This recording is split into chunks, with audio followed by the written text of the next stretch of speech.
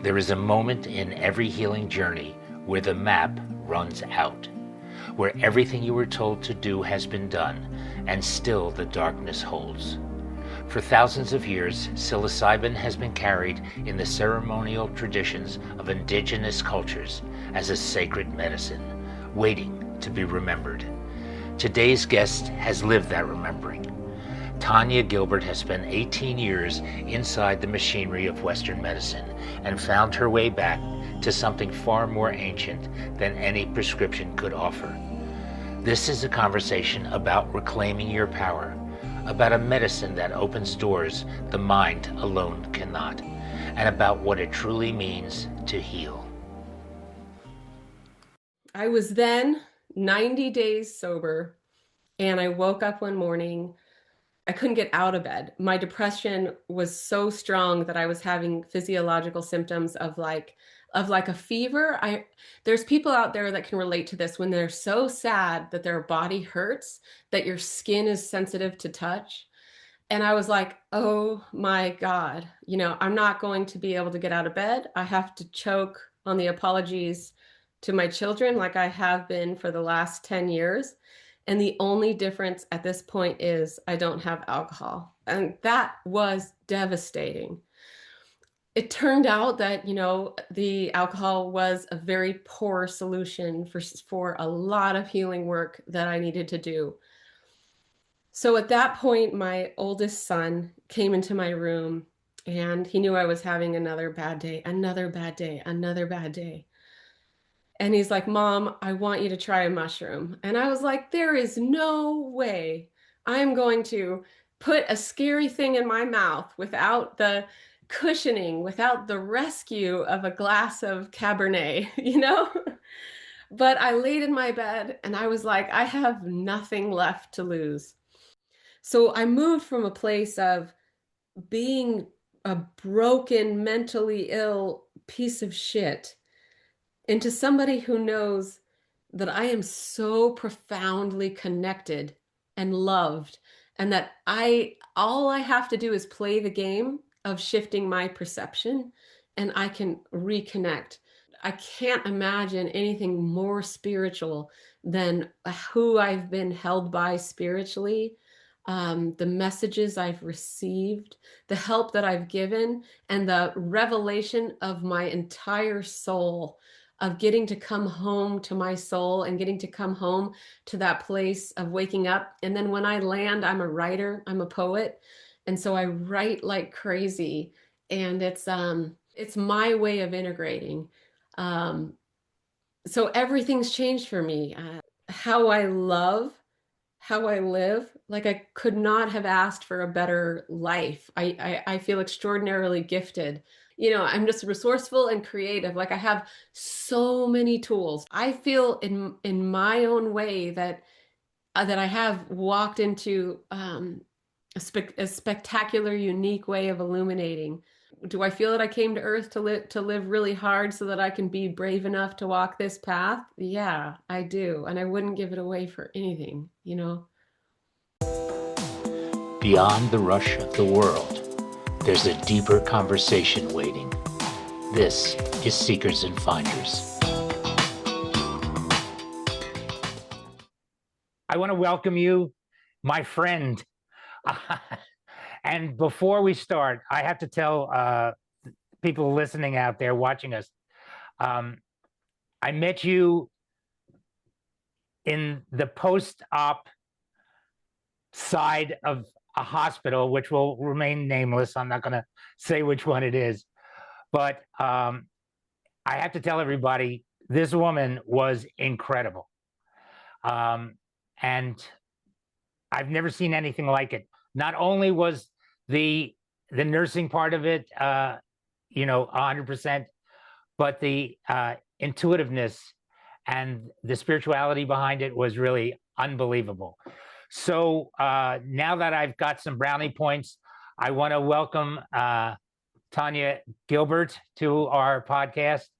And this is going to be a rocking session. Hey, speaking of brownie points, I got a few too, because I knew nothing about Tawnya, just your little story about the hospital. But as soon as I saw her, Bingo. I got it right away. I didn't need any I don't need any background. I get some brownie points for that because I got where Tanya's at right. Bingo. It was like a blast from the past, not from the past. It was a blast from the present. So, Tawnya, I'm going to let you roll, but I'm going to start off with you had 18 years in healthcare. That's a long time to be inside a system. What pulled you in originally, and like, what was the dream when you started? Good question. Gary and Stefan, thank you so much for having me. It's truly an honor. It was an honor to meet you. I saw it in your eyes right away that you were kin, and it just really, really made my day. So I do want to tell a little bit of my background story because it really does humanize and it makes it relatable, this personal journey that I've had. I have a heart out there for so many people that can relate to their own personal journeys and that feel so alone in their journeys in life. So I have to go all the way back. So, um, my biological father was separated from my mom, and he was a meth addict, but he was also my hero. So I was 9 years old when I found out that my father was addicted to methamphetamine. And so I immediately started everything I could to try to get my father back. I kind of moved into a caregiver role at 9 years old when I realized the truth. And things weren't good at home when I went back to visit with my mom and my stepfather. My stepfather actually became a bank robber with his own addiction to opioids. And my mom was an incredible victim. So I was torn between the atrocities that would happen with my father, including the LAPD SWAT team holding the family down at gunpoint when I was 13 years old because my father was busted for selling meth. Okay. So this was a real challenging time. Like I was trying so hard to find love and to take care of everybody, and there was just no way to do it. So by the time I was 13 years old, I was on the highest dose of Prozac legally allowed in the state of Nevada. So I had an early age of severe depression, not wanting to live. I remember being really young and wanting to run away and just really planning out how I was going to get on a truck driver, get with a truck driver, but just holding myself back because I knew that wasn't going to be the way.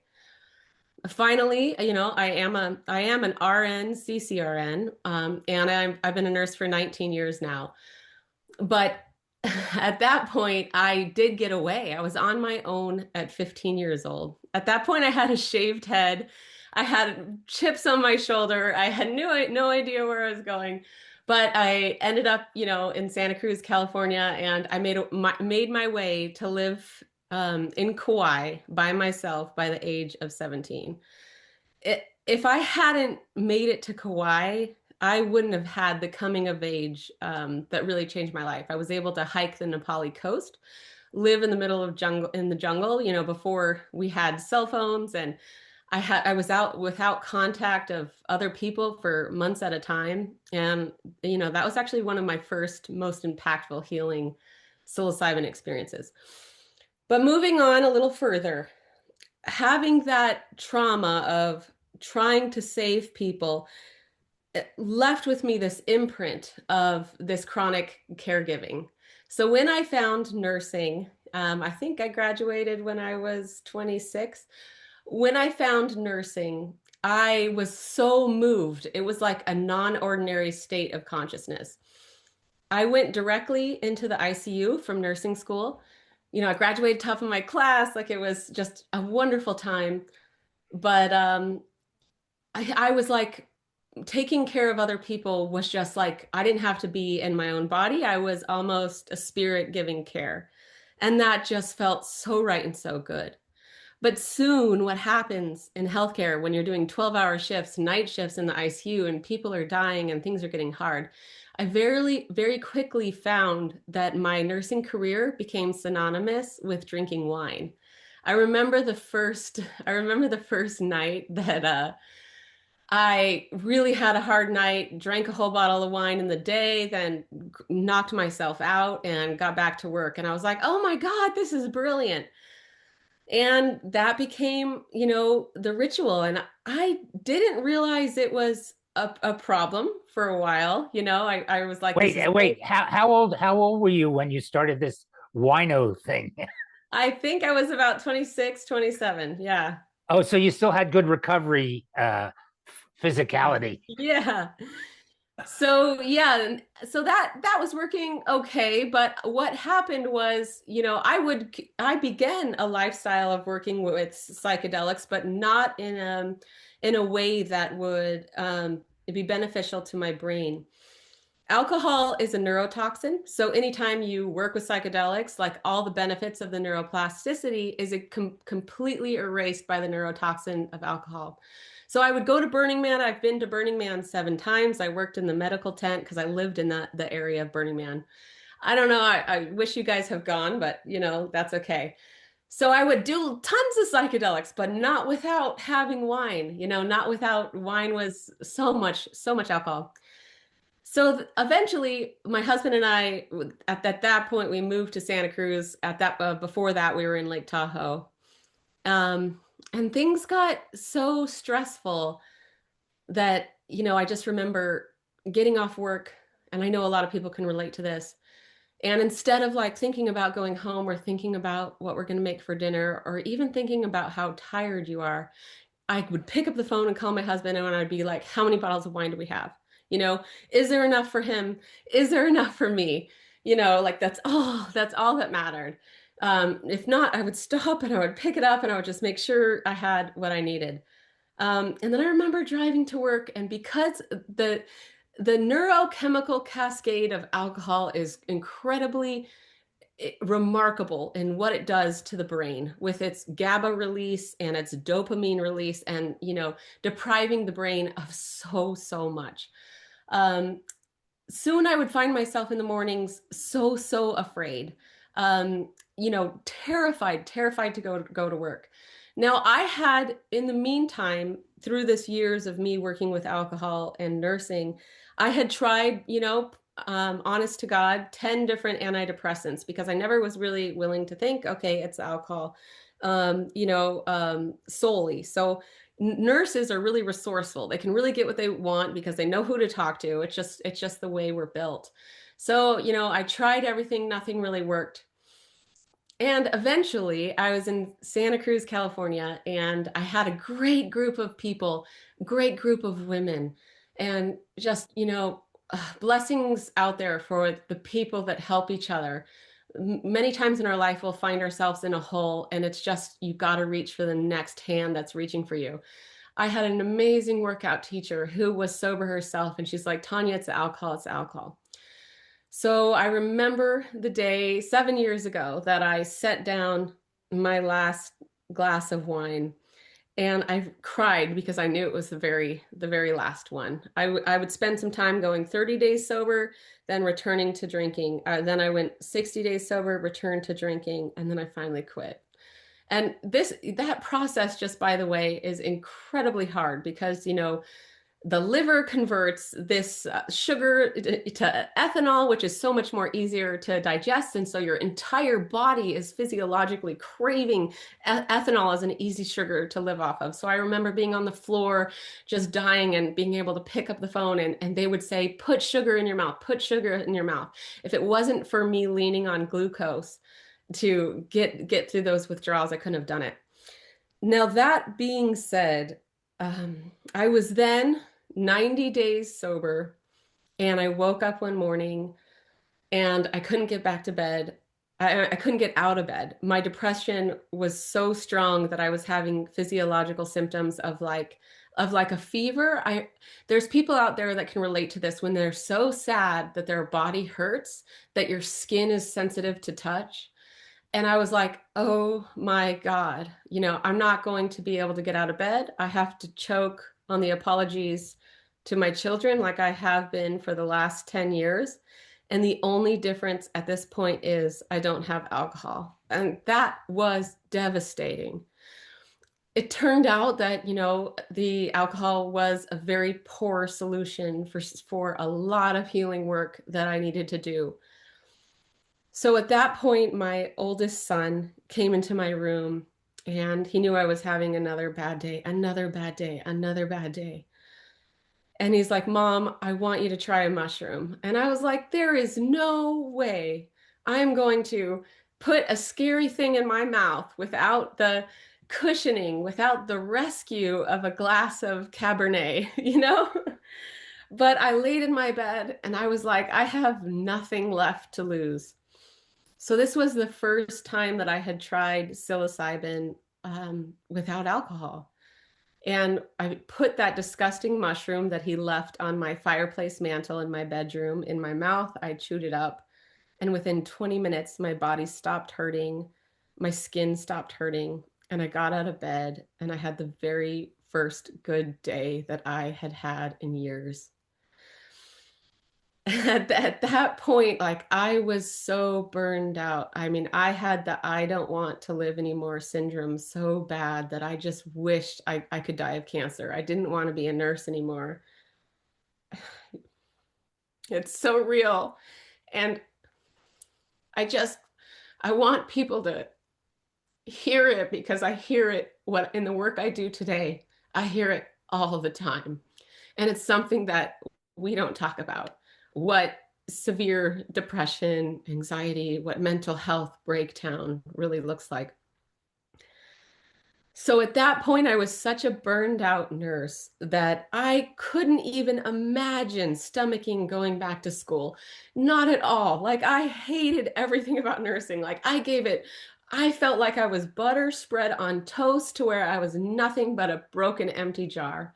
But when I had that cascade of what psilocybin did to me, I couldn't get enough. I was full of light and I was so hungry for knowledge that I started teaching my community how to grow mushrooms. I started my first podcast where I did 100 episodes as psychedelics as a catalyst for change.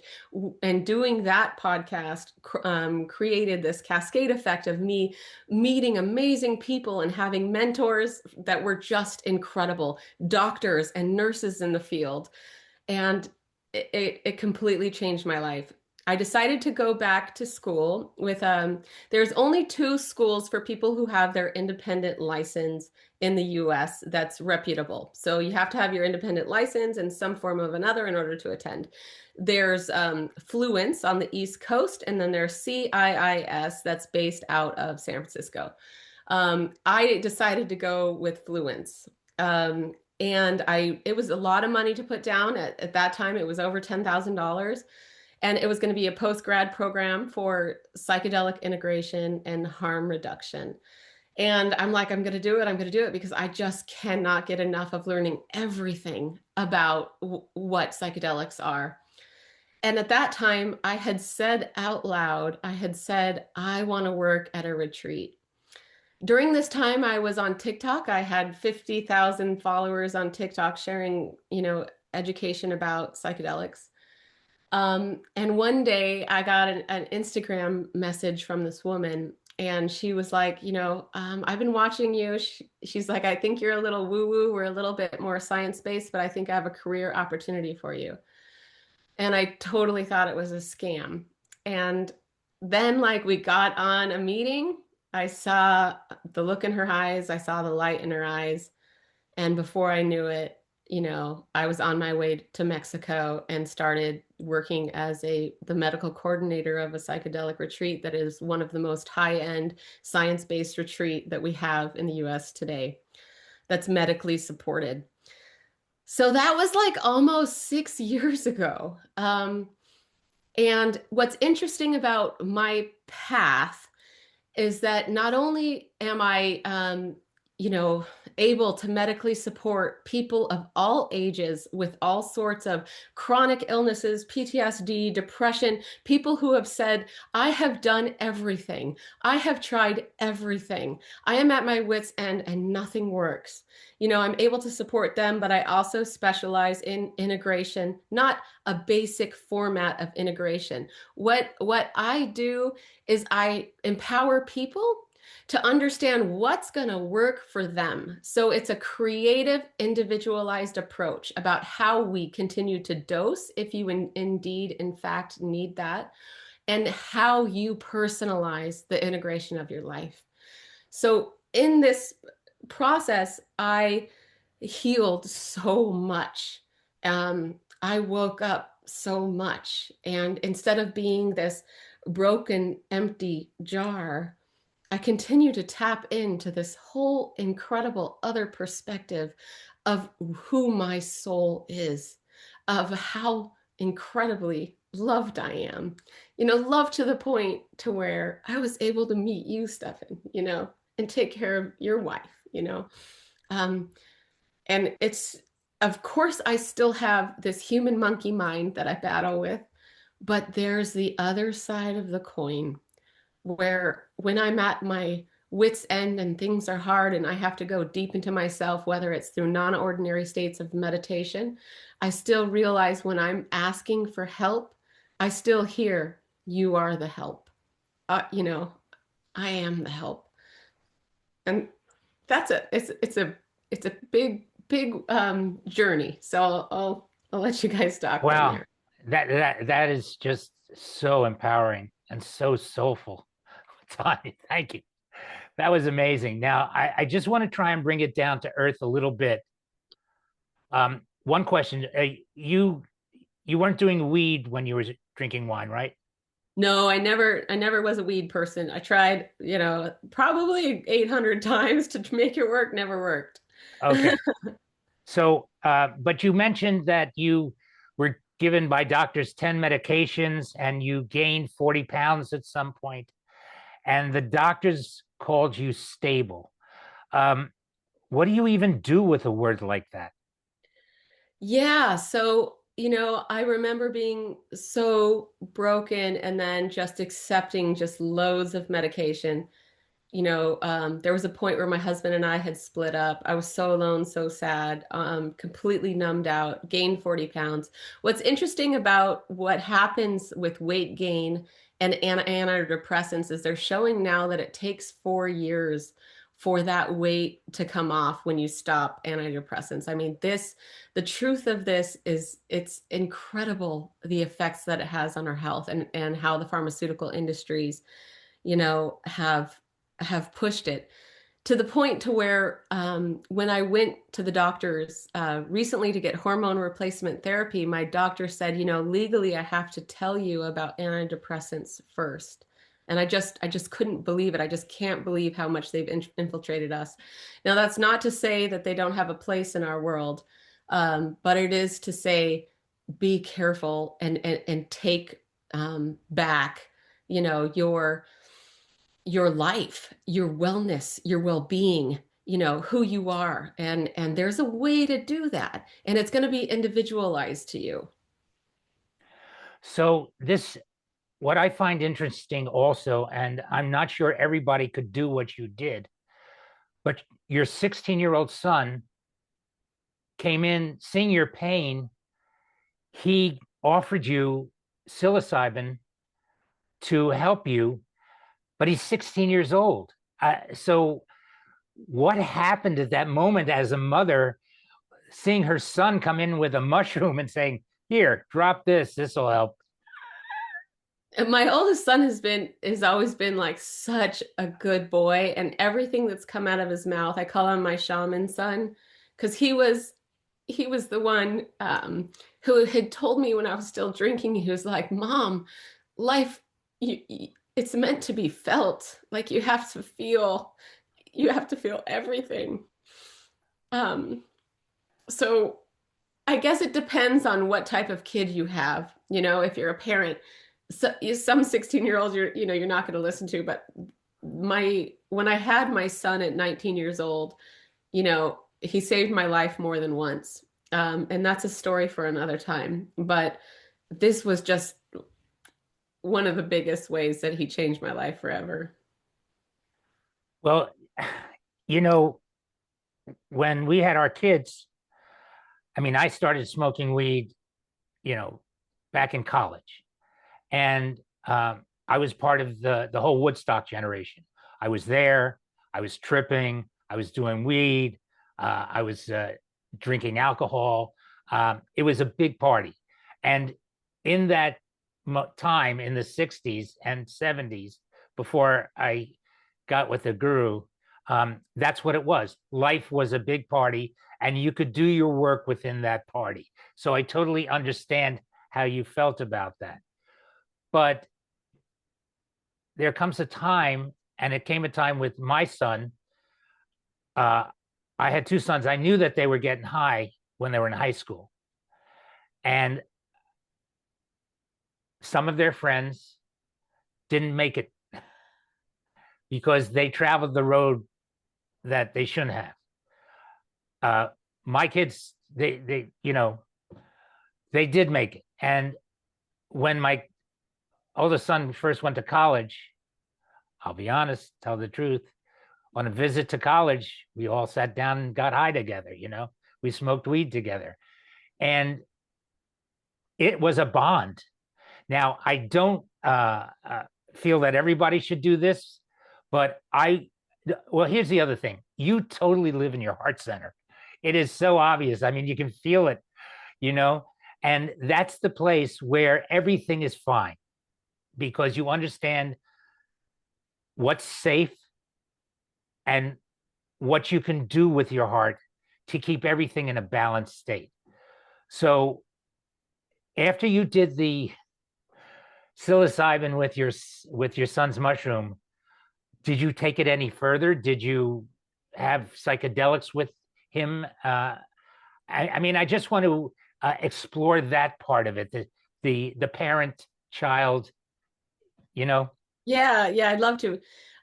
I took it further to the point to where he taught me how to grow my first batch of mushrooms. And if you're a mushroom grower out there, you know how hard it is. So the fact that we did it together was the most beautiful thing that and we were successful with that first grow, was like the most beautiful thing in the world.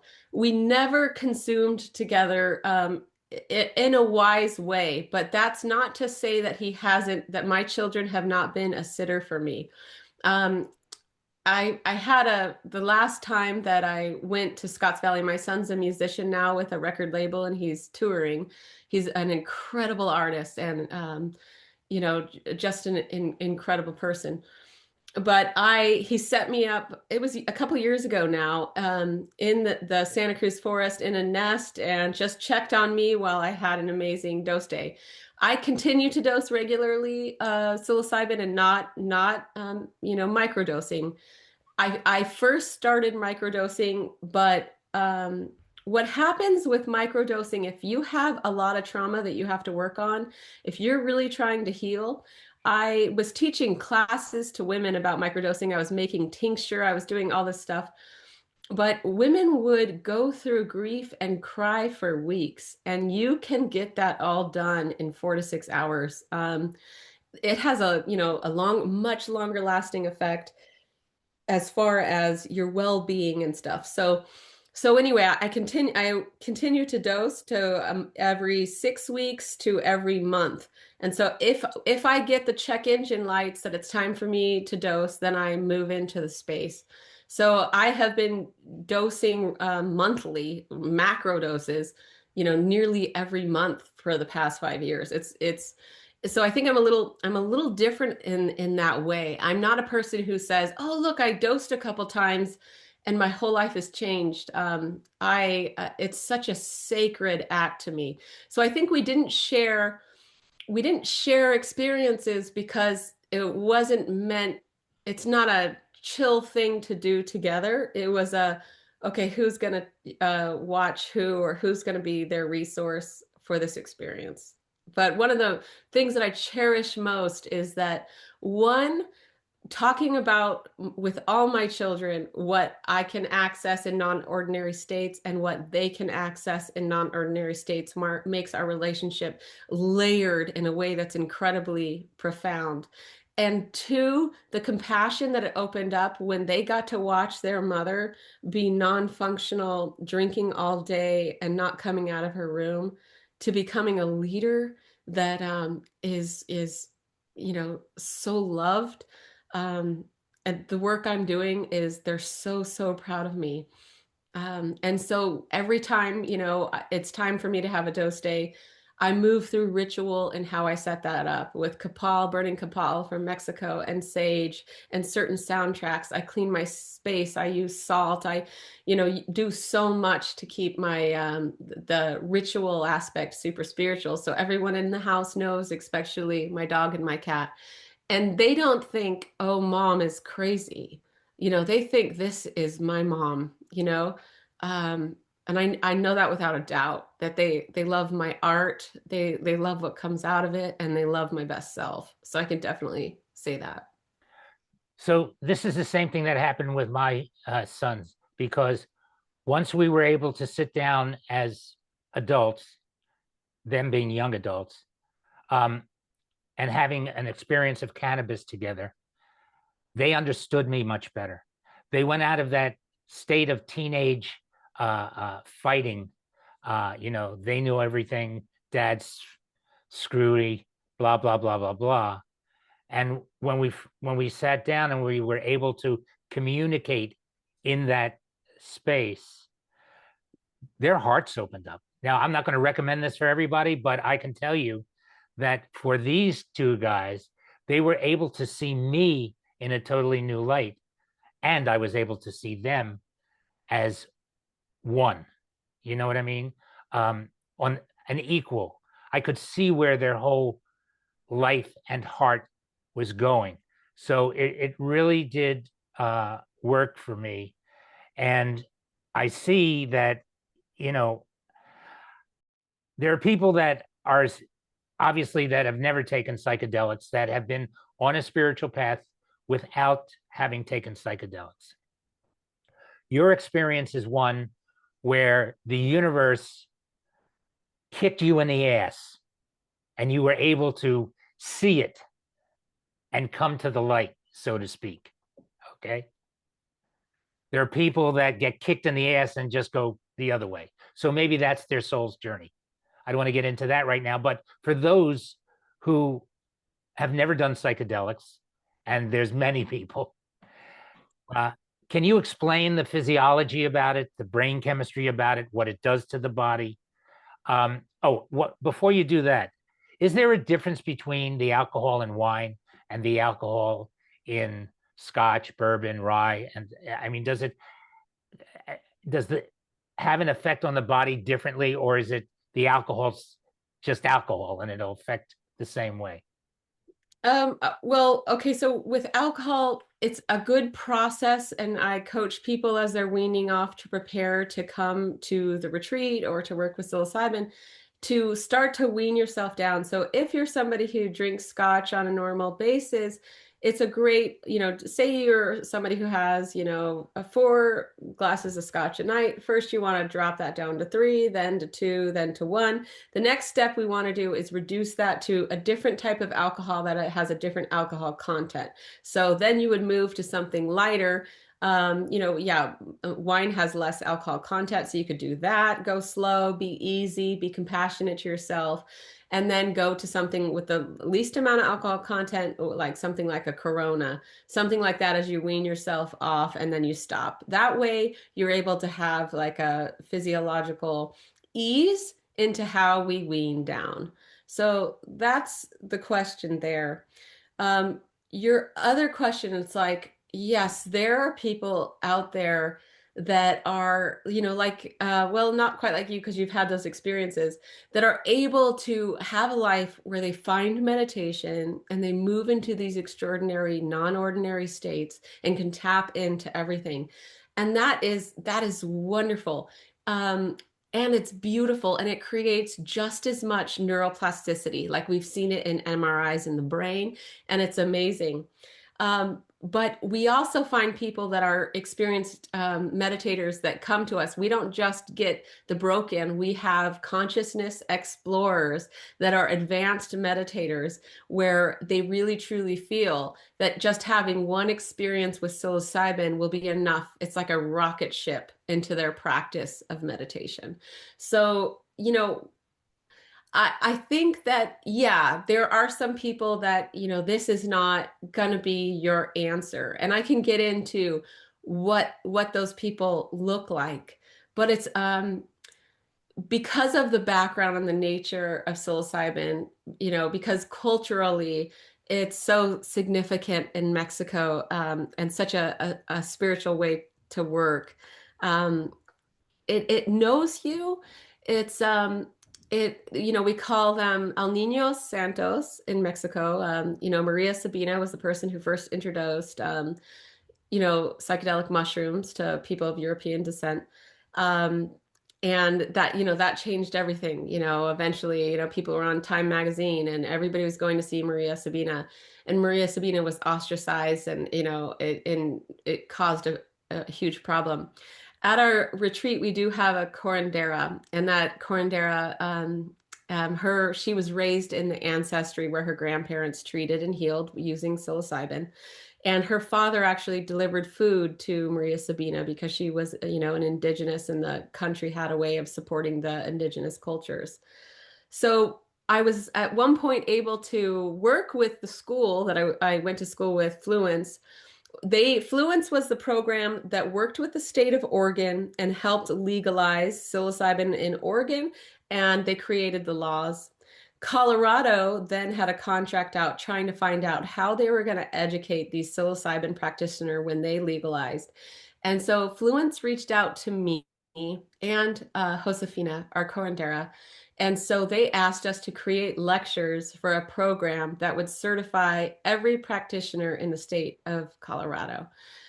So we were able to do lectures that were combining Western medicine with indigenous practices. So the roots are real there. So what I truly believe in the more spiritual aspect is that El Niños Santos means our little teachers. And they truly come in, they get to know you, and they know what you need.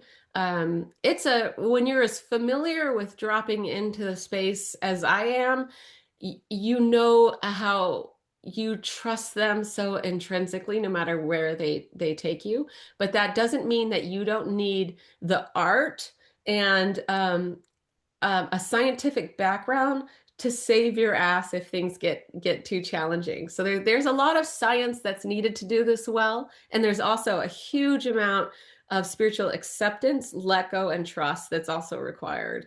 So there's this kind of like push and pull thing with psychedelics and meditation. And I totally understand it. I mean, the one thing that happened for me is I always thought, the meditation was the whole thing, because that was the structure that I was given in my 20s as a disciple. And then all of a sudden in my 70s, something else woke up that had not been awake yet. And that was the heart center. I mean, the rest of my chakras weren't spinning, but my heart center started to spin really intensely. And then I started to feel this abundance of unconditional love that I had never felt before. But there are many ways to seek those spaces. And you have a diversity of people coming to you. So for the people that don't understand the workings of psychedelics, I think maybe you could explain how it works physically in the body. And then I think we should talk about the retreat if you want to go there, because I'd like to know how it gave your life back to you. It was beyond just the psychedelics. And the name of the retreat is Eleusinia, right? Eleusinia, yeah. Eleusinia. Okay. So you said that psychedelics gave you your life back, but Eleusinia taught you how to live well. Mm-hmm. And I'd like you to talk about that, but maybe I'm getting ahead of myself. I just think the idea of how psychedelics work in the body, specifically psilocybin, is important to give information about at this point. You need to know your psychedelics. So There are two types of DMT as you spoke, and there we do also work with DMT, and it's a really fun thing to work with. So there's 5-MeO DMT that is extracted from a living toad. And often people use that, but there's questionable practices of that because we just we want to care for this animal and not, raise them and torture them for that DMT. There's also NDMT that you can easily make at home. And we at our retreat, we teach people how to do it. Now let's talk about what happens with DMT and like for a normal person, because it has kind of become, the rich man's psychedelic. It's a very short acting. You could do it before a business meeting. It is something that you smoke. You can extract it from a living plant. DMT actually exists in many living plants, but it's in more concentration in certain plants. There's this plant that we extract it from called Mimosa hostilis.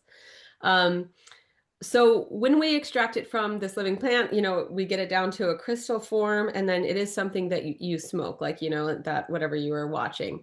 Now, this is where, ego and trust really comes into play, because whereas psilocybin will work and ease you into how you let go in a really compassionate human way, it's hard on you, but DMT will be like, okay, you smoke enough to get an effect. Your 5-HT2A receptors are activated really quick. You lay down with NDMT, and it says to you, let go more. You are letting go of you. You are letting go of your ego, but it's a demand. It's more. And people are like, oh my God, this is so scary, like in their heads, because they're laid back. But once they let go, they are in this most incredible space. And if you go into that, working with NDMT with a intention, like I've worked with saying one word, for example, compassion, as I begin to smoke, I'll drop into the arms of the most incredible loving mothers or ancestors. I've been, dropped into a world where I've been being thanked by my ancestors for the work I'm doing. It's incredible how you can direct it. So if you use a word, one word, not too complicated, it becomes a wind in your sail so that boat can let go. So you become really skilled in letting go of everything you know. You also become really skilled in letting go of everything you know when you work with psilocybin. Now, just a little bit of information of 5-MeO DMT. I've definitely worked with that as well, but it is more of a loss of consciousness experience where, other people will tell it differently, but it is not as a vibrant and colorful work with beings, definitely from different dimensions than NDMT is. Now, my experiences with 5-MeO DMT, when I blacked out and woke up, I had huge emotional releases and let go of things I didn't know I was carrying. I have a funny story about that.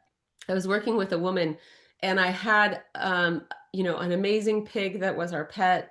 And when our husband and I had split up for almost 2 years, I had just found a place where that pig was going to go, but he told me that he had already, given it to a farm. And I didn't know I was carrying so much guilt because I was the mother of that pig. So this woman's working with me. And I smoke DMT and I sit up, and the first thing I scream is, my pig! And I just started, that was not on my mind, but I just wailed and wailed, and I'll never forget it. She was an expert. She was skilled. She did attend CIIS, so she took very good care of me and didn't react, but I'm sure I was one of those spectacular, unusual ones, which were so delightful to get.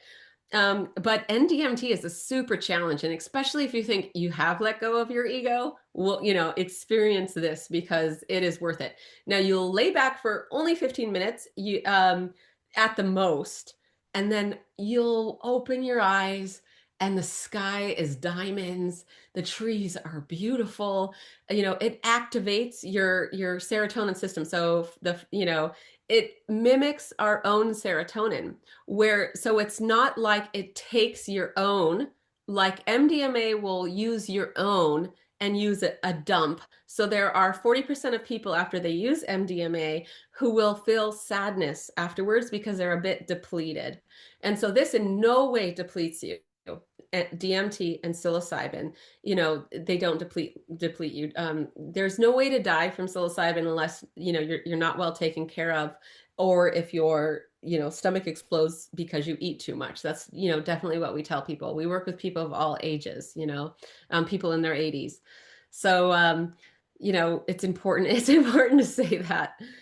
So yeah, so when you work with psilocybin, you'll drop into a space, and as it's starting to work, you're dropping into the other world. Things get changed visually. There's a lot of physiological effects that we notice. Because it has so many changes to the autonomic nervous system, we feel changes in temperature. We may feel really cold. We may feel these incredible warm flushes. We may begin yawning a lot. There may be tearing of an eye. It's all stuff that I really prepare our guests for, because there's just so many changes to the blood flow, more blood flow to the brain, more blood flow to the vital organs. But the psilocybin will nudge you. The psilocybin you don't just hold on like a rocket ship and are demanded to let go. Now, after you've worked with DMT for a long time, it isn't such a slam dunk, let go, force you into it. You're like, where you're going, so you go. Now, that's not to say that you're not terrified just a little bit every time, because you have such reverence and respect for these states. The psilocybin will say, move you into the space and will show you an emotion. For example, every trip is different, but I'm going to give you a little bit of an example. And, sometimes there will be something like really that's out of your ballpark of something you don't normally feel, like anger. And you're like, I don't want that. I want to, change directions. We teach a lot of science about the brain. If you are uncomfortable with something and you're not liking it, we really do want you to lean in and say yes. But if there's something that you're not liking, there's something called panoramic vision and optic flow. When we give our eyes optic flow and panoramic vision, it really redirects us into a whole different experience. So we teach a lot about that. However, if you have that nudge of anger, it'll be like the psilocybin will be like, hey, anger, hey, anger, until you're like, okay, fine. What is this? Boom, a complete awakening of like, this is what you haven't been acknowledging, and boom, like a big wake up. It's really, really incredible how they do teach through, look at this, to the point to where, like, I know I had mentioned, that the intuition and the teaching becomes so strong. It was a year ago that I was having a dose day, and I truly felt that something was going on, in the area of my cervix. Like, I just knew that there was something going on. I just knew it. I knew there was something there that wasn't supposed to be there. I had gone to the doctor, took care of, like, I had got a pap smear. It was abnormal. I had to go for an additional procedure, which was a colposcopy. So women out there may have experienced this. That was abnormal, but it wasn't abnormal for surgical intervention. But I was forced to follow up. And, I didn't tell the doctor at that time because I didn't trust him. I didn't say, hey, I'm here because I know something's wrong. He's like, how do you know? And I'm like, haven't you just known anything? And I couldn't say, well, I ate mushrooms and I know something's wrong. A year later, I had to do the repeat because it wasn't normal, and it was abnormal enough to where then I had to do the biopsies. It was abnormal, and then I had to do surgery, which, I just had last week. And the whole reason why I knew that was happening is because I was told. I developed enough of a relationship with the doctor to finally say, hey, by the way, remember when I told you that I knew? It was because I was on mushrooms. And I was like, you can put that in my chart. And he's like, Tawnya, I cannot put that in your chart. I would have to refer you to psych. And like, man, it's just so sad, Yeah, so I hope that kind of answered your question of psychedelics. So when we talk about, like, there's all sorts of psychedelics. We have our 5 classic psychedelics. LSD you had to be really careful with because it is so long acting. But you're going 12, 13 hours, you got the message, like 8 hours ago, and you're still going. It's a real hard one to work with. It's something that, I've definitely tried. I've tried ayahuasca. I've done all, I really wanted to be an experienced psychonaut as a leader in this field, but psilocybin is, one of my closest guides. And the most enriching part about returning to that space, like you're afraid when you go in because you're like, oh, my mind's not good. I've been grieving and I know I'm anxious, but then the door opens. Then you start looking at who you are and the real stuff, and you're brave enough to do that because you've done this before. And then boom, your whole supported self, your soul comes back. And when you get to feel that extraordinary, unspeakable state, it just becomes, it becomes my spiritual practice and like the most spiritual experiences I've ever had. And I cannot imagine me being a woman that doesn't return to dosing. Well, my last LSD trip, and I had taken quite a few because at the time, in the record label I was working with, we were hanging out with Tim Leary, so it was very. But the last trip that I took was my last trip because it was horrible. I didn't have anybody with me; I was alone, and everything that wanted to come out of me did. And like you said, it lasts a long time. So it was really what people refer to as a bad trip. I think I was lucky to have come out of it without doing irreparable damage to myself. I also found that for me, mescaline was my psychedelic of choice. And I think it's similar to psilocybin. It also is plant oriented. And it was a beautiful experience. So I'd like to now move to the retreat.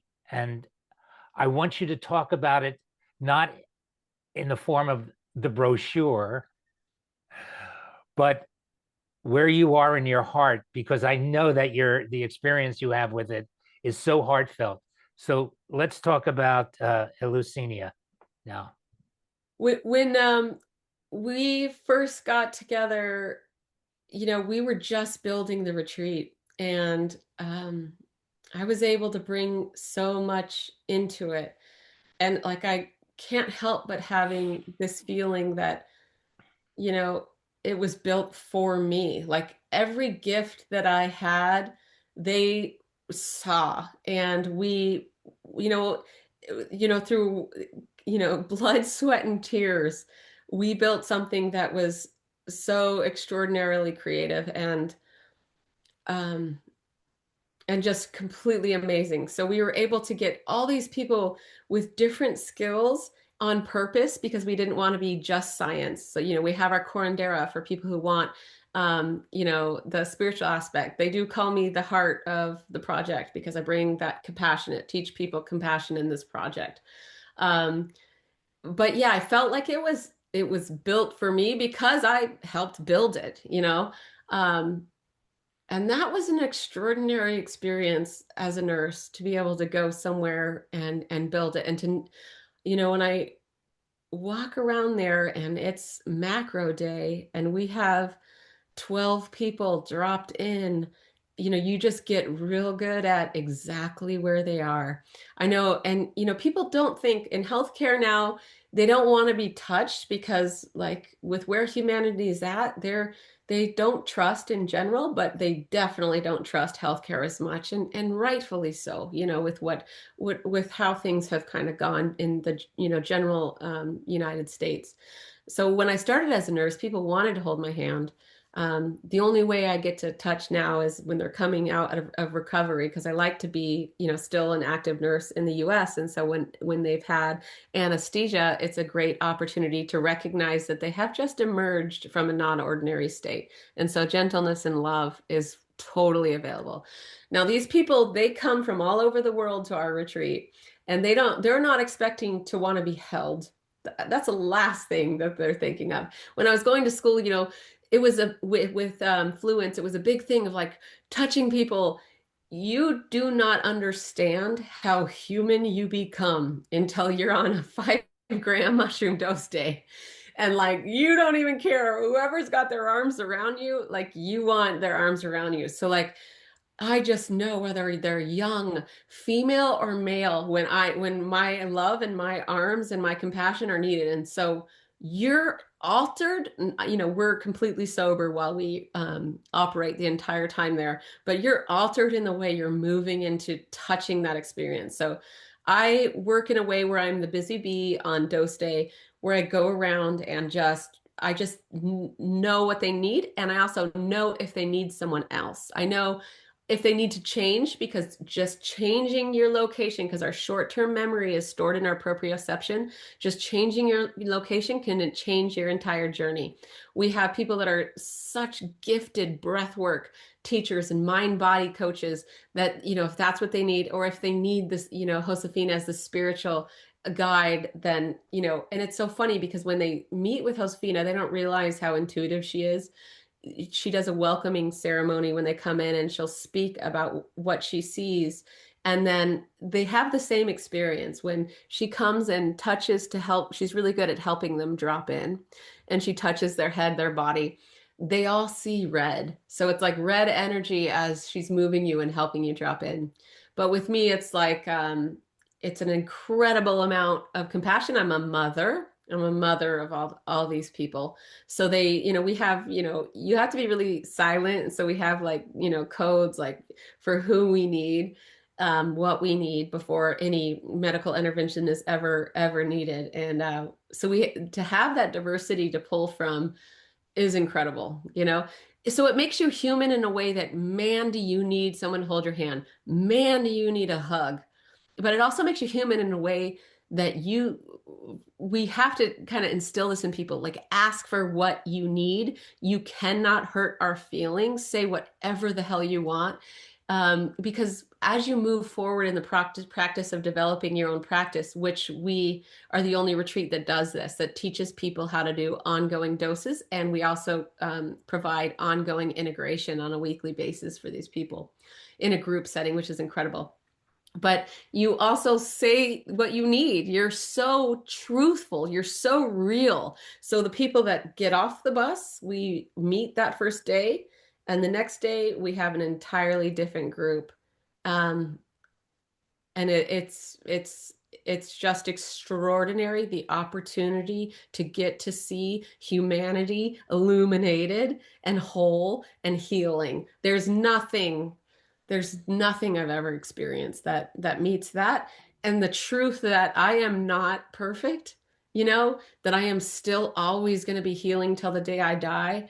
And so I've been able to create my role in a way that truth is still there, because when I open up with our groups and tell the truth of my story, tell the truth of what's going on with me, tell the truth of my dosing experiences, it shifts everything. When we get real vulnerable and real honest, it's a whole different ballgame. And so that's, I think, one of my gifts. That's how I've now recognized myself as this person that can just, break shells, pull vulnerability out, and change the conversation and the state. So we'll put a link in the description for the website for Eleusinia. Where is it? So you fly into Mexico City. We started in Puerto Vallarta, but the weather was so labile that it gets so hot there. We really had to be careful with dehydration, So we're in a climate that's really beautifully controlled. It's called Valle de Bravo. So you fly into Mexico City, you take a bus, the bus picks you right up and it takes you down. We're on 100 acres. But yeah, and I agree with you. Like I don't want it to be, I know that there's, in some ways it's cost prohibited, for people, like it's an 8-day retreat, it's demanding of time. But if you really have no other option, this is absolutely what you need to do because you're going to be given more support than you can possibly imagine. How much is it for the 8-day retreat? I have to look. I think it's about $7,500. Um, but there's incredible food. The grounds are absolutely incredible. We teach you how to grow mushrooms. We teach you how to make DMT. We teach you how to work with DMT on a regular basis. And why? Because we really want to create you to be empowered enough to make this practice your own. So we have people that are high risks of Alzheimer's because they have the genes and they're trying to prevent it. So it's brain health they're looking for, or meditators that are just really looking to, take that rocket ship and explore consciousness a little deeper. So I'm also do the podcast for them. We have 86 episodes of the Eleusinia podcast now of just guests telling their stories. And that's been incredible. But I think what I really want to hit home here is that there is so much possible when we shift our perspective. And if you have to use a non-ordinary state to do it, then do it. So if there's listeners out there that are like, I'm on my spiritual path, but I sometimes also feel incredibly broken, or sometimes I just feel so stuck. What are your damn tools? Because there are so many more than you can imagine. You're not alone, and there's so much more that we can do. Like don't feel that you're broken, because we're all in this together. As Ram Dass says, we're all here just walking each other home. And it's a wild, wild ride. None of us get out of here alive. We all lose. You know, we all lose tremendously. I don't know if it was Ram Dass, but I like the expression, we're all bozos on the bus. My son likes to say we're all just apes on a rock hurtling through space. So Same idea, same thing. Do you do a profile with these people before you actually start to make sure that they can handle the psychedelic? Yeah. So that's a good question. Like who shouldn't handle it? Like, well, I think that everybody in their life, most people should definitely get to a point to where they try a psilocybin journey at least one point in their life. There's a lot we need to know. We need to know about, like, what substances that are you, addicted to? Are there, when we can work with everything, really, we just need to know, and we support you in the process as you're coming. What medications are blockers? SSRIs and SSNIs block the receptors. So we need to know that availability. That doesn't mean you can't come. There's some antidepressants that are stronger than others that will block. We can get around that. It just takes time. And we want people to be stable when they come. So we're not a retreat that says you have to be on it. Like, for example, ayahuasca, you cannot attend on meds. So that excludes a huge amount of people. And there's other retreats that are like, no, you cannot, come with meds, but no, we want stability for you, and we want stability afterwards. If you're, who I've seen it not work for is, I have a lot of grit because what I've lived through, there was abuse in my childhood that was pretty significant. There was just the way I have learned to save my own ass in the recovery of my addiction to alcohol. In recovering from hard breakups. I mean, you can name all this human experiences where you pull through. It was hell, but you pull through. That gives you grit. And so you have an ability to trust yourself. Those people do great. The more life has kicked your fucking ass, you do great. Now, right now we're seeing sometimes people that are really young, and they haven't really had hard things, but everything is hard in their mind, and they haven't saved their own ass. So maybe they're really coddled. Their parents have had them on meds really young, but they have never proved to themselves that they can save their own butt. they don't they don't do that well. So, I'd like to say it's simple as like, sometimes we have a real young person who's just an old soul. So we'll, if they're younger than 21, like, or 21 or younger, we definitely meet with them to be like, okay, who are you? And what get a taste, of who they're at, of who they are, and we can just really tell if they're going to be a good fit. Now, a lot of times people will be like, oh, well, there are certain mental illnesses that you shouldn't work with. For example, bipolar. But bipolar in research has shown amazing with psilocybin. So that doesn't mean that excludes you. If you do, the only medication that you cannot take with psilocybin is lithium. That's the only one that can have a risk of seizure. And that can be deadly. So that's the only one that's absolutely not allowed. But it's proven to be so well that even if you have had stages of mania, we just have somebody that you trust come with you, and that's absolutely fine. So that's okay too. It's the schizophrenic people, that active schizophrenia, that we will not, you can't come for that. So is there an application on the website that they have to fill out? Yes, if you sign up, yeah, it's a whole medical background website. And then is there a screening process that they have to speak with someone before they're actually admitted to, or not admitted, that's allowed to come to the retreat? Maybe Yeah, somebody's not, like you said, schizophrenia is not, does not work well with psilocybin, but you must have turned some people away because they weren't suited for the experience. yeah. So, and I don't want that, no matter what's going on, just tell the truth, because I think a lot of people will, they really want something to work because they're in their own hell. And so they may like make things sound better. So be honest, because I want everybody to know that we're actually surprisingly more supportive than you can ever imagine. But yes, all the applications go through medical, and then if they need to meet with medical, they meet with medical.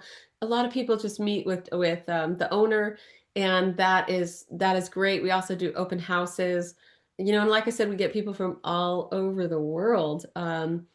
And that is just amazing. And we all, the max that we have is like 12. And so we're always one guide to two people. But, it's an incredible, incredible experience, because what it does is it gives you this opportunity to learn how to do this well. And, if we want to move into another part, we could talk about what that means. If it's not something that you can afford or do, or, don't be afraid of Mexico. It's crazy to be afraid of Mexico. Open your mind. Like it is. I love Mexico. I adore it. But aside from that, like if that's the reason you're not going, oh my gosh, listen to our podcast of all the single white women who have attended, and ease your mind. But if it's something that you can't do, like there's ways to get more educated, and there's, people that are experienced like myself that really can guide you in ways of like, okay, how am I going to do this, and how am I going to do this well? And one of the biggest practices is compassion. There's a lot of science that we need to teach you, a lot of things about medicine and rescuing and how to resolve that. But you've got to fake this self-compassion and love until it's instilled enough in you that you can let yourself really move into these non-ordinary states that are just so wild, and so bizarre and so incredibly meaningful. So what's the shift that you've seen in people that you would have never predicted when you started this? Yeah, so it's really hard being in the hospital now when I hear people say, I've lived with a migraine for the past 40 years, and I can't tell them that they could come over to my house and smoke some DMT, and I could break that pain cycle in 15 minutes. That kills me. So there's a couple remarkable things. One is, a good friend of mine, she's in her 60s now. She was dropped in an elevator, had such a hard life. Her whole spine was crushed, lived in ice. And she came to us and we were able to help her, with a method of breaking pain cycles, and to where she's able to travel the world now with her husband. Like you know, her whole entire life is different. She's this glowing, bright-eyed person, whereas she was a person who wanted to die. And I mean, who could blame her when you're in that much agony, when you have to live in ice? Like, no, so those people that get their life back, that's incredible. But the other people that get to move out of this chronic, treatment resistant depression, they get to move out of these addiction, to cocaine, addiction to alcohol. They get their families back. They get their values back. That's been profound. But also working with trauma, like our people, they never don't want to heal. Nobody's in a place where they're like, okay, I'm done. Like if there's still something there and it, they come and learn how to work with it. So I've seen so many remarkable things that I can't really, tell you more than one. What I think is the most impactful thing ever is what I said before, is like watching humanity stuck illuminate, and then teaching that now illuminated human weave that into a meaningful practice and into a meaningful perspective that can persist. And the most important thing is, like, there's no one way to do this. That's why we teach, we're going to get this basketball. We're going to teach you everything we know, and we're going to put it in your court. And you can do it. Well, this is an 8-day process. What happens after they leave? Is there a post-operative regimen for these people? Because I can't imagine. I mean, I'm sure there is an amazing shift in those 8 days, but then they go home. What happens then? Well, we meet every single Sunday for an hour and a half, people from all over the world, and we, do integration. But it's not like one teacher saying, okay, guys, this is what we're talking about today. It's a community saying, okay, I know I need to dose, but I'm afraid. Or somebody saying, okay, I just had a dose day. This is how much I took. This is how I prepared it. This is how I set up. This is how it went. And this is what I learned and how I'm going to do it differently. Because it takes a safe community. Because like it is, I know that, in the beginning you were saying like this is a little bit of an exotic practice. Yeah, people out there judge you if, I can't, speak about how regularly on Facebook about how my dose days are. But in this group, we tell the truth. In this group, we cry. In this group, we say, oh, you're struggling with that, or why don't you try this? Because it takes a collective to support each other in like all these different ways that we've tried to continually make this work. So yeah, we have an ongoing community that I run. Originally, my bosses wanted us only to meet 2 days a week. And I said, absolutely not. We're going to make it a weekly meeting, and it's not going to be an hour. It's going to be an hour and a half. This is on Zoom? Yeah, it's on a Google Meet that you can only access if you have been there.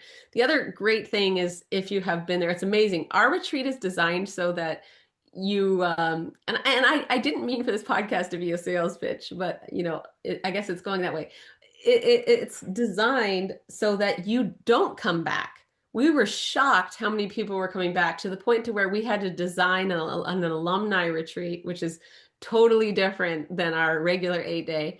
And we have alumni retreats all the time. And so, we get in there and like people, it's really great because like we get these return customers, and with the alumni retreats know what they're doing, and it's also incredible. But I want people to be able to do this. And if I could wave a magic wand, it would continually empower those that are capable, to continue the work and to be able to do it, on their own. So people are accessing this at home. In the United States, I'm sure there's a legality situation as far as making your own psilocybin in your home. Have you run into any problems with that?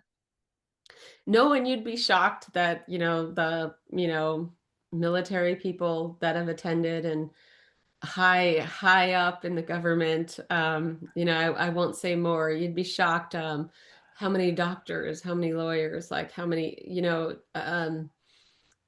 you just we teach, discretion. Um, but when it comes to changing your life, when it comes to making your life worth living, sometimes that stuff doesn't matter anymore. If you're a person who's really wrapped up in that, like we've never had a problem with somebody, getting arrested, because we teach people the respect and reverence required, like it's a absolutely required. So that's why we have our private community. But yeah, we've never had a problem with that at all. Isn't there a test program going on in the United States amongst mental uh, practitioners, psychologists, and perhaps some medical doctors that are up on the idea of using psilocybin in medicinal ways? Isn't there a program that's being tested now? Yeah, there's lots of stuff like that. And I don't want, even, I don't want it to be medicalized. I think that there's a lot of access issues that we will run into. I wish there was an approach that we could. I am a fan of legalizing with education. I wish there, but if we medicalize it, you have one of the discussions that, we had influence and which continues to be an ongoing discussion is these practitioners will be like, do you have to try psychedelics in order to be a practitioner? Well, hell yes, you do. Like, are you insane? You have to know the map before you guide, the traveler. Like, are you insane? So, I don't want gatekeeping. Our retreat is anti-gatekeeping. Like, we need you to, you know, remove the gatekeeping. So something about ayahuasca is that ayahuasca is awesome, but you need a shaman and you need, to go to these places. It's not something you can really grow, make at home and move through your own experience, where psilocybin and DMT really are. There's something that can be accessible and used for people that you can't even imagine that, I'd like to switch gears right now and actually bring Gary into this. Um, Gary, do you want to talk about your MDMA experience and maybe see the parallels that go on here? Right, and that's why I brought up when we first started chatting. I asked you if you, Tawnya, if you did remote sessions, and the reason for that is I have a friend who does MDMA guided healing sessions, and so a lot of what you're saying about your process is very similar to what she has to say about her process. Her drug or medicine, whatever you want to call it. I prefer drugs. I don't like the medicine thing too much, but that's just me. It's a drug. Um, so her drug, your drug would be psilocybin. Her drug would be the MDMA. So now I signed up, and this is funny because it gets a little interesting because I've been diagnosed in the past as being bipolar 2. Had she known that, because there's a screening process, she would not have let me do this. It was only later on because she said, "Oh, gee, I didn't, that never came up in the screening process." Because then when I said, "Oh man, let's do this again," I wanted to do it again for like my 1 year anniversary of this MD. It was such a great, uh, transformative actually experience, and it was about 8 hours, 8 hours. And I love what you say about I can go off on a lot of tangents here, but I want to try to keep it focused. But I love what you said about, you're not into this microdosing shit. You want the whole thing. So I remember, because there was with the MDMA, you had the basic hit or whatever. I think it was a pill, but then you had a booster on the side. Like after 2 hours, if you weren't getting it, you could take the booster. I said, "Fuck that shit! I'm taking the booster." Whether it kicks it in or not, because I want the full thing. I always want the full thing. I don't want micro or this or that, the other thing. Give me the full blast, and don't worry about it. I can deal with it. So anyway, so the point is this. So I'm sitting here in my beautiful Catskill Mountain home, looking out the window at the Catskills, here, and so we did a remote session via Zoom. So I got the through her connections, I was able to get the MDMA. So I'm dropping it here, and like for 8 hours, had the most. I don't want to go as far as say miraculous, but you could kind of get into that zone, if you were kind of conditioned that way. But it was just absolutely spectacular. So when I heard about you and I said, "Oh, hey, let's do a remote session with Tanya," it's like the same kind of thing. So that's kind of where that whole remote thing came up. But hey, I'm not averse to going up to Vermont either if you do sessions up there, because I definitely want to explore this. A few funny things, a few funny things. Um, you mentioned Psychonauts. Well, ironically enough, about 2 months ago, I just finished a book by that name. It's over there on my bookshelf called The Psychonauts. So I'm definitely a psychonaut. Yeah, it's all about the exploration of consciousness, as far as I'm concerned. That's the only game in town, and so anything in that area, I'm up for. But like you. Pot, I never liked, pot, and it was just, and a lot of other things, just like, no, forget about that stuff. And I liked what you said about LSD. I had my own experience with LSD, but that wasn't it either. But the MDMA, whoa, holy shit! That was a real trip. So, but then when I went back for my first anniversary with my friends, she said, "Oh, I'm not supposed to," because she's part of there's a whole thing with it. They're very careful. And she's like, you told me you had been diagnosed with bipolar 2. So that was like, okay, the end of the MDMA story. I'm not going to go out and buy MDMA and do it on my, it was just in that context. It was so beautiful because she was such a perfect guide and such a perfect, healer, that it made the whole thing. So on my own, nah, I wouldn't do it. Nah, I wouldn't do it. But in that context, so I see you in the same way that I see her in that context. I mean, I wouldn't take the stuff on my own because again, I just I'm not that interested. But in the context of a guided process, a healing process, oh yeah, sign me up, deal me in. So the question is, oh, and one other thing before we do, I want to point out something that you hit the nail on the head earlier, and a few times in this interview when you said, like, I just want to tell the truth. I just want to tell the truth. I go back many, many years ago. I was at a Gangaji retreat, and I don't even know what the context or the connection was, but she just said, I think she was answering a person who had a question. I don't remember. She just said, just tell the truth. And that hit me like a ton of bricks. It wasn't directed at me. It was a part of a retreat, sitting on the ground there with my hands. But that hit me like a trick, a ton of bricks, and it never ever left me. And so that's what I do. Just tell the truth. And boy, that has changed my life. Just tell the truth. That's And beautiful. it came up earlier. Well, I don't want to implicate Stefan, but we came up and say, "Why don't you say this to somebody?" I said, "No, because I never lie.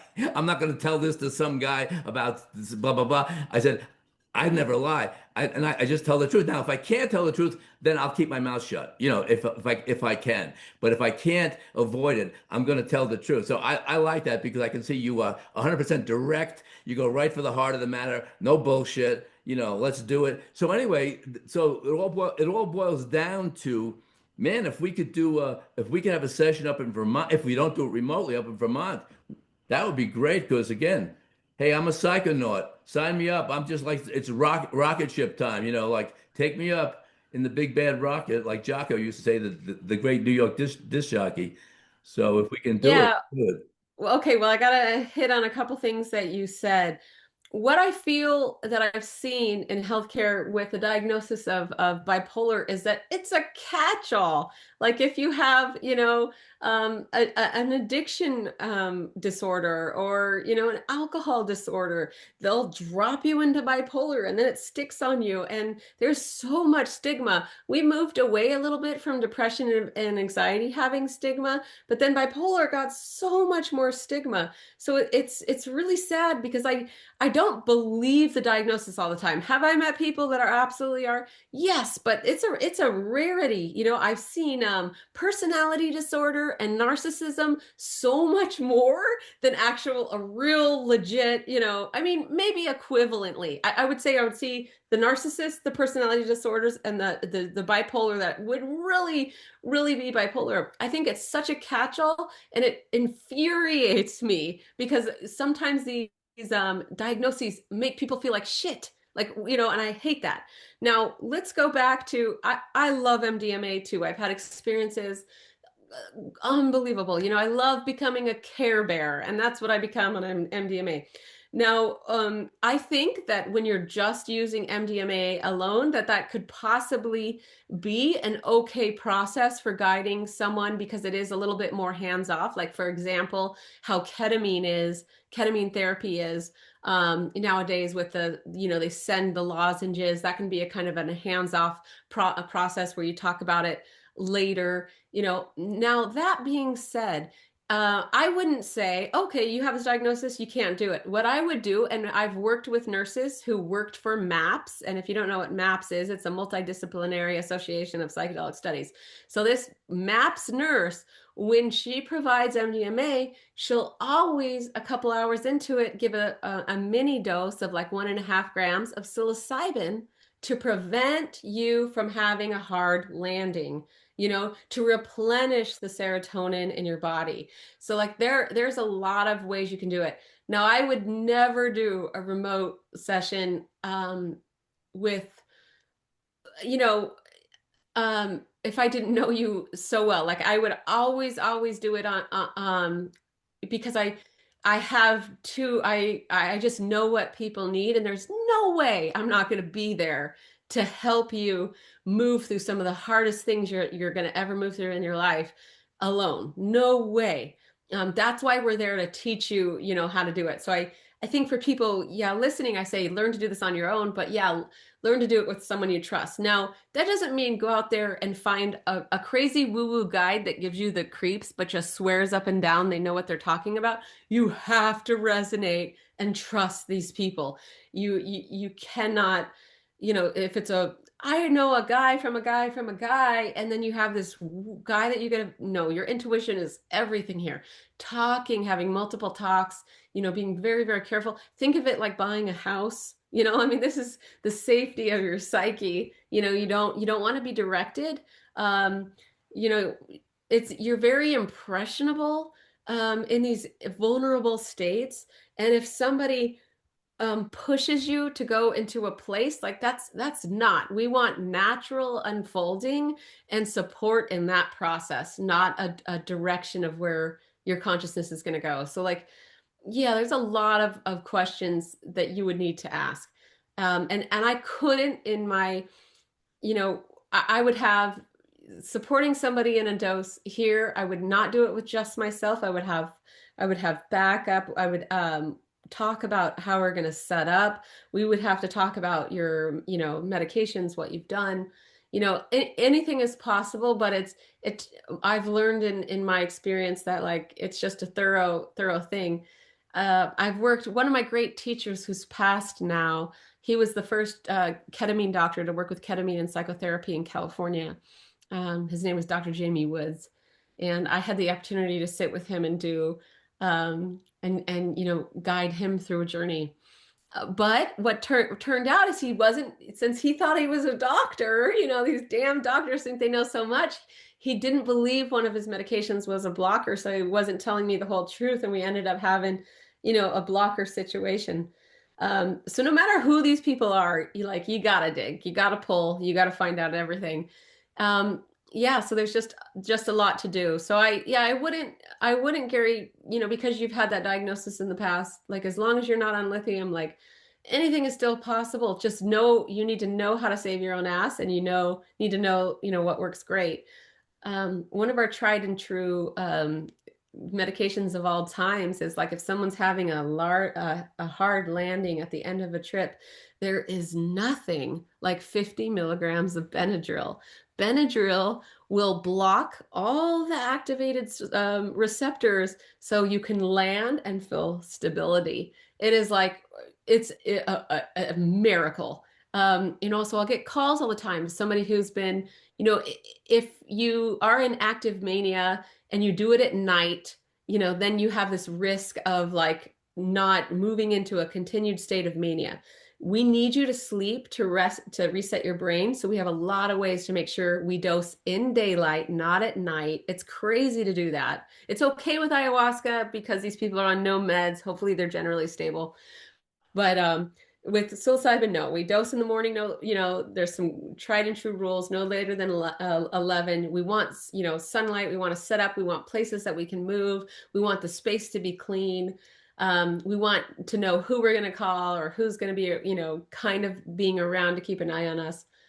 But then at the end of the day, if things are too hard and you're feeling really crazy and manic, we want to put you down, whether it's using benzodiazepines or 50 milligrams of Benadryl, that it's a miracle. One reason why I never hesitate to plunge into these things is because I have never, ever, and this includes LSD trips and a lot of other things, ever had a bad landing ever in my life. So that's why I'm saying like, hey, bring it on, because I just have a feeling that it's all just a great exploration. And I've never had any really so-called bad trips. I've had like disappointing trips, a lot of disappointment with drugs, but never anything bad. So that's why I'm always game to go. But I can understand how, from the practitioner or the healer's point of view, yeah, they don't want to take any chances, and then they're responsible, right? The guy goes off and jumps off a bridge, and then you're kind of left holding the bag in a certain way. So there's a fear factor that's involved here. Talking about the bad trips, first of all, knowledge can be a great thing or it can be a deterrent, because like the doctor who thought he knew everything about the medication, that didn't turn out so well. But those who know more about what's happening to them, and I'm sure you explain the process of, you don't leave them in the dark. You say, this is going to happen, this is going to happen, this is going to, so at least they can expect it. One thing I wanted to make sure I get in there is that, people are like, well, what if you get addicted? With things that we get addicted to, there is a dopamine release. When we talk about alcohol, mega, more than normal, dopamine dump, pornography, dopamine dump, for some people, dopamine dump with nicotine, dopamine dump with, 2000% above baseline with methamphetamine and cocaine. So like, what we're talking about are substances that do not release dopamine. So at no point when I know, because my check engine lights are like, my self-esteem is starting to crash, I'm not taking good care of myself, I'm not doing my best practices. When I know it's time to dose, in no way do I want to, but I know I need to. So it isn't like, oh, I need a glass of wine. No way. It is not like that at all. So so understand that there's no risk. Dopamine is what is the cause of addiction, and these do not do that cascade whatsoever. That's what was so amazing about the MDMA trip. I had taken it once before, like 10 years ago. Same kind of dramatic mystical God experience, but it was like, as amazing as that was, I had no desire to do it again. I mean, like, I thought maybe, oh yeah, maybe someday. And then like when the anniversary came up, I said, oh, it's been a year. Why don't we like a whole year? But there was no like, oh, I want to do it again. I want to get back. I want to get back to that, that space of oneness with God and all that. Well, it had none of that at all. So right. There was no addictive aspect of that whatsoever, because I didn't even I said maybe I'll never do this again, because that was kind of complete. The thing was very complete. So it wasn't like I'm saying like, oh, I gotta, not don't have to. So, and that's why when she said, you know what, I'm afraid of this bipolar thing, I said, you know what, then fine, don't worry about it. I don't need it. and I didn't, and I don't. Yeah, and the other thing, yeah, I'm glad you said that. We don't use the word bad or good. We use the term valence, and we want to seek high valence or low valence. Low valence is like nails on a chalkboard or whatever that would be to you. High valence is something that could look extraordinarily painful, but it can be beautiful. It can be like crying in agony, but knowing that without a doubt you need to be there, and there's something this purge that feels so sacred. So, like watching a sad movie like the Titanic, it's a terribly sad movie in the end, but it's a high valence movie anyway with that emotion. Human touch, this can never be done by AI. Our processes of waking up will, they won't be done by that. Where I want to go now is your heart is so open that it moves into the spiritual realm now. There's that heart that is your physical heart, and deep inside that is the divine heart that feeds that whole process. Now, with all of the problems that you had before you got to psilocybin, maybe that was like an ice shaker. It shook you up and it loosened something inside of you. And the psilocybin was able to embrace you in such a way. And now it's gone into this deep divine heart that you have. Do you have these intense spiritual experiences? Like I see that when you talk about something that's so inspiring that you tear up. I have the same thing, so I know exactly. And when you started to tear up, I could feel the same thing going on inside me. But can you talk about any spiritual experiences that maybe it's not important, I don't know, but I'd like to end this session on something enlivening, alive, spiritual. So As far as the spirit and spiritually awakening, I have to go back to what addiction does to a human being. Being in a place of, being traumatized and then moving into a place of addiction, there's nothing that will ruin your self-esteem more than being addicted to a substance. And living like that when you feel like trash it's so intolerable. So I moved from a place of being a broken, mentally ill piece of shit into somebody who knows that I am so profoundly connected and loved, and that all I have to do is play the game of shifting my perception and I can reconnect. So my spiritual experiences, I can't imagine, like I'm just not Christian. I respect people who are, but I can't imagine anything more spiritual than who I've been held by spiritually, the messages I've received, the help that I've given, and the revelation of my entire soul, of getting to come home to my soul and getting to come home to that place of waking up. And then when I land, I'm a writer, I'm a poet. And so I write like crazy. And it's it's my way of integrating. So everything's changed for me. Gary spoke about being truthful. How I love, how I live, like I could not have asked for a better life. I feel extraordinarily gifted. If I ever feel a tiny amount of low about myself, well, I know it's time to do some work. But I also do that with, okay, lady, let's give yourself a hug. Like you did a good job. I'm just resourceful and creative. Like I have so many tools. Do I need to call someone? Do I need a hot bath? Do I need to exercise? Or is it really time for a dose day? So there is so much there.